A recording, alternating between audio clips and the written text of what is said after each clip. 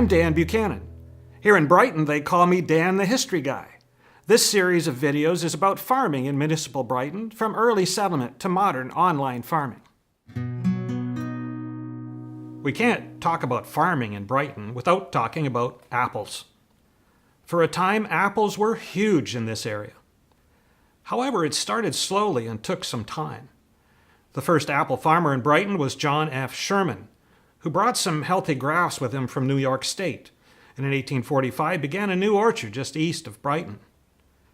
More orchards were added over time, in large part to supply the growing demand for dried apples. Apple farmers were supported by a thriving nursery business, operated first by Isaiah Thayer and then James Ewing Solomon. Apple farming grew over the years, but things changed dramatically in the 1890s when consumers in England demanded a healthier diet and developed a taste for Canadian fresh fruit, especially apples.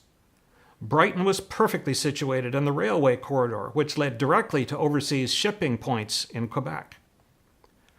Over the next 2 decades, the land between Cobourg and Trenton would become internationally known as a primary apple-growing area.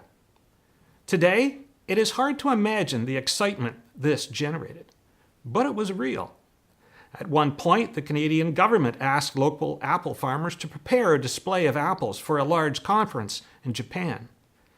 And if you look down at the bottom of an ad for McPherson's shoe store in Brighton, you saw the words, "Apples taken as cash." Apples became currency in Brighton. Imagine that. Large facilities were built to support the increased volume of apple exports. In 1899, William Butler built his large apple storage and grain elevator, which still stands at the corner of Monk and Maplewood Streets in Brighton, right across from the railway station. In fact, a train siding ran all along the south side of the building. More apple storage buildings were built to the west of Butler's by John Brown, who came to Brighton in 1905 and brought his expertise as an agent for the Simon Shuttleworth Company, one of the largest fruit export firms in England. He bought 3 existing apple farms west of Brighton and began developing his business specifically for export. A granddaughter of John Brown, named Mary Brown, who married Doug Macklem, is well known, along with her friend Liz Chatton, for producing a book about the history of the Northumberland and Durham Apple Growers Association, which is a great source of information about the apple industry in Brighton. Scores of local residents were employed in many different jobs. Competition grew fierce between apple-picking crews who took on names and mascots just as if they were hockey teams down at the arena. You were paid by volume, and the crews were intent on beating the other guys just for the bragging rights. In the meantime, a lot of apples were picked. Most apples were packed into barrels in the orchard and then taken to storage rooms until deals were arranged for their purchase. Some apples, such as the Macintosh, were packed and sent to the train immediately because they would not stay fresh as long. It would be about 2 weeks before they arrived in store shelves in England, so timing was critical. All of this picking and packing required lots of barrels. Several major cooperages were in operation in Brighton to meet this demand. A large cooperage operated on Dufferin Street, employing a dozen or more people as the demand for barrels kept growing. In order to move those barrels around, you needed a special barrel wagon, which we see here in a sketch done by local artist Ralph Bangay. Ralph is better known, along with his wife Eugenia, as owner-operator of Memory Junction Museum. Oh, and here's what happened when barrels were in short supply. Apples were piled in the orchard. Barrels were packed into insulated rail cars, not plain box cars. These cars had space at one end for a heater in winter or ice for cooling in summer. Everything was geared towards ensuring a good quality product for the shoppers in England. The railway was critical to success of the apple industry in Brighton. All those apples had to arrive in the large wholesale distribution points in England in good shape so they could be sent out to markets and stores ready to eat. It was a huge business with several large competing companies vying for their share of the profits. For a few years, in the 1920s, there were 3 railway stations in Brighton. The C&R station was the old Grand Trunk station and is still there as part of Memory Junction Museum. The CPR station was on the south side of the tracks, just west of Prince Edward Street. The Canadian Northern Station was on the north side of the tracks, east of Prince Edward Street. These railways provided the road to market for Brighton apples. The presence of the railway in the midst of a productive agricultural area brought the canning industry to Brighton, and it became a major employer for several decades.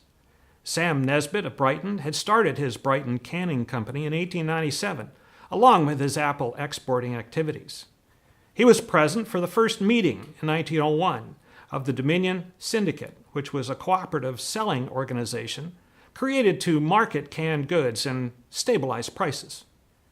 This soon evolved into Canadian Canners Limited, and Sam Nesbit would play a key role serving on the board and other executive positions.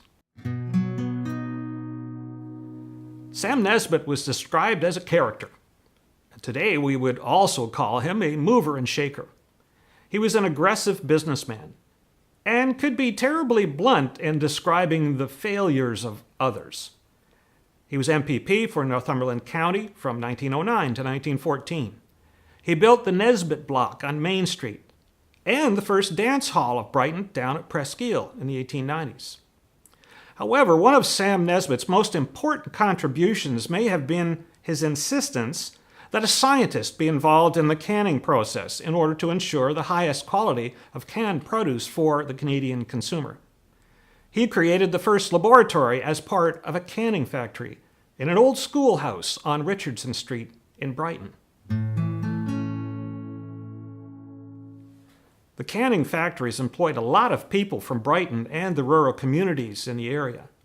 The work was seasonal, but provided a welcome boost, especially for young folks who were always looking for opportunities to earn a bit more than the farm could provide. All sorts of vegetables were processed. Along with apples, much work was done with tomatoes, corn, and peas. Vinegar and tomato paste were important products that were shipped all over the world. Train cars full of tin cans were handled every day in order to package the products and send them down the track. The Brighton Ensign newspaper for October 21st, 1932, included an article on the front page with the headline, "The Apple is King at Canadian Canners Factory." It told of the wonderful new equipment being installed at Canadian Canners in Brighton, all geared towards handling an increasing volume of apples. 3 days later, an article in the same newspaper was entitled, "Apple Growers Hard Hit," and went on to report damage done by persistent heavy rain and windstorms. For the local apple farmers, the result would be a heavy loss. This came, the article explained, at a time of lack of price and markets for his wares. Alas, the writing was already on the wall. However, nobody could have predicted the ultimate disaster that occurred a year later. A serious cold snap froze apples on the trees on October 24, 1933. Then, on December 29th, the temperatures across northeastern North America plummeted to record levels. Toronto recorded minus 21 Fahrenheit, and Belleville recorded minus 31. Several weeks of extremely frigid weather through January and February of 1934 resulted in a lot of dead fruit trees across the country, including in Brighton. A story from that time tells of people not able to sleep because of the constant gunshot cracks that rattled across the landscape. It came from out of the orchards as apple trees literally exploded as they froze. Many orchards were almost totally wiped out, and most farmers had much smaller crops in 1934. It was a deadly blow to the apple industry in Brighton. As a result, many apple farmers could not continue and their land was sold for subdivision development. One effect of the Big Freeze was a stronger commitment by the federal government to provide a horticultural experimental farm in the main apple growing area. They purchased land northeast of Smithfield and in 1944 built the Dominion Experimental Farm, which was a substation under the Central Experimental Farm in Ottawa. Over the years, the facilities improved to include a pond supplying water for spraying and irrigation, cold storage rooms to keep produce as the studies were done, and a processing plant which supported field-to-table studies for consumer products. In 1953, 200 acres were added to the farm in order to better handle the growing experimentation on fruit trees. In 1960, the substation was made into a fully independent experimental farm, and Blair Heaney was appointed as its first superintendent. Until it was closed in 1996, the Smithfield Experimental Farm excelled in what the folks there called technology transfer. The experiments they did were informed by the problems experienced by farmers, and the information they gathered from the experiments went back to the farmers, who could improve their methods and procedures to be more successful in growing their particular kind of product. It was often tedious, exasperating work, supported with minimal resources. But our food products are better because of it. The apple business is much different today. A recent survey found that of 66 apple farmers that were operating in this area during the 1970s, only 11 remain today. Brighton is still known for delicious apples, and we see popular roadside stands that do very well. However, the market is now global. Equipment and labor are expensive, and environmental issues are increasingly important. The keys to apple farming today are finding efficient tools and reducing labor. Thinning both blossoms and then small apples can be done by machines attached to a tractor or a self-propelled platform. Ladders are still used for picking, but more of those self-propelled platforms are seen every year. And here's a sprayer that can cover 3 rows at a time, with one person driving. Apple orchards today may include odd-looking equipment such as cold air drains and frost fans, which may seem like comic book spaceships, but in reality protect the apple crop from damage and the farmer from serious financial loss. The phrase we often hear, "wonders of modern science," certainly applies here.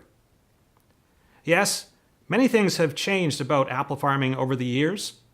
However, Margaret Appleby, our favorite resident horticulturalist, says that 2 things have not changed: the apple blossoms and the bees. Amen to that.